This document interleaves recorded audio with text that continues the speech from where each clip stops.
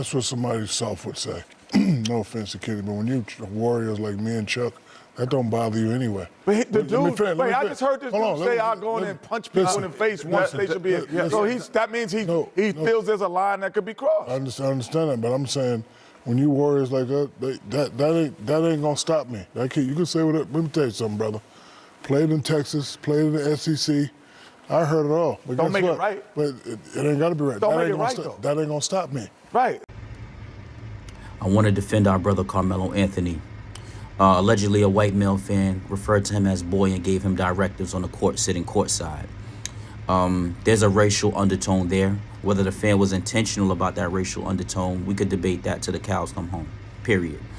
But Shaq said that, he and Chuck were warriors. They've ignored numerous disrespect over the course of their career, foul things that may have been said.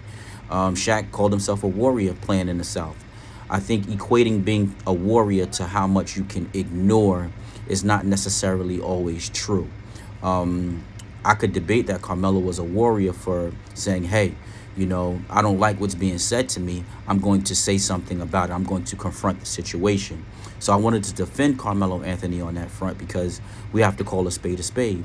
I mean, sometimes we're conditioned to believe that because we're on a high platform that we should be able to tolerate more when honestly, we don't know what Carmelo triggers are. We don't know what he experienced growing up, in that tone of with that racial undertone coming from certain people. So we have to be mindful of that and keep open minds so that we can work on the communication, because that type of verbiage, boy, being, directed at a black athlete who's performing, or any black man for that matter. I know at my job, if I was called boy, understanding the history of this country and my ancestors, that wouldn't sit right with me.